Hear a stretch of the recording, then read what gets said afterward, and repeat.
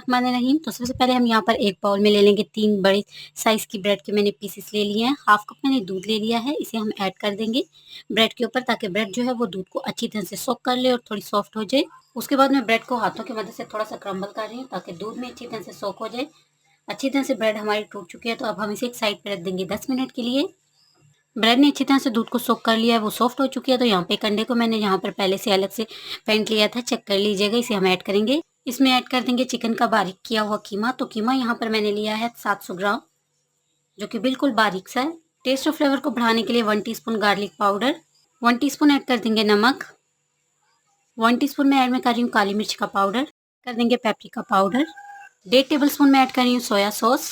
अच्छे से सारी चीज़ों को मिक्स कर लेंगे। 5 मिनट का ये आपका काम है और आपके ढेर सारे मज़ेदार से स्नैक्स बन के बच्चों के फेवरेट रेडी हो जाते हैं। कीमे को सेट होने के लिए फ्रिज में रख देंगे तकरीबन 20 मिनट के लिए। तो कीमे को मैंने फ्रिज से निकाल लिया था और उसके ढेर सारे नगेट मैंने बनाकर रेडी कर लिए थे। एक नगेट मैं आपके सामने बना रही हूँ। हाथों पर थोड़ा सा कुकिंग ऑयल लगा लें, थोड़ा सा पोर्शन लें, जितना आपने नगेट का साइज़ लेना है। तो इसे इजीली फ्लैट कर लें, ये फिर आपके हाथों पर भी नहीं चिपकेगा। बहुत ज़्यादा आपने इसको यहाँ पर मोटा नहीं रखना, क्योंकि जब चिकन है और फ्राई होने के बाद ये फूलती है तो अंदर से फिर कच्ची रह जाएगी और बहुत ज़्यादा मोटे मोटे से बनेंगे और फ्राई करने में आपको टाइम लगेगा। तो इतना साइज़ इनका काफ़ी है। इस तरह ये देखिए मैंने सारे बनाकर रेडी कर लिए हैं यहाँ पर नगेट्स।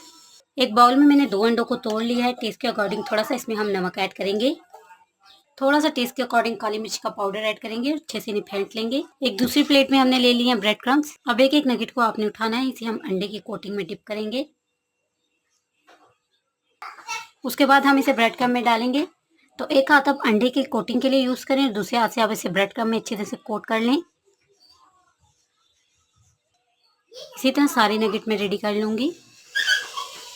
नगेट बन के हमारे रेडी हो चुके हैं। चूल्हे पे पैन में कुकिंग ऑयल को गर्म कर लिया। जो नगेट हमने बना कर रखे हैं इन्हें हम ऐड कर देंगे। ऑयल को एक बार अच्छे से गर्म करने के बाद आपने हीट हल्की कर देनी है ताकि चिकन जो है वो हमारी प्रॉपर कुक हो सके। दोनों तरफ से क्रिस्पी होने तक इन्हें पकाएंगे ताकि चिकन हमारी प्रॉपर कुक हो जाए। नगेट हमारे बन के रेडी हो चुके हैं। आप इन्हें आराम से 2 से 3 महीने तक स्टोर कर सकते हैं। देखिए बिल्कुल कलर ख़राब नहीं हुआ, नहायत क्रिस्पी मज़ेदार और टेस्टी से बने। कट करके अंदर का टेक्स्चर भी मैं आपको दिखाती हूँ।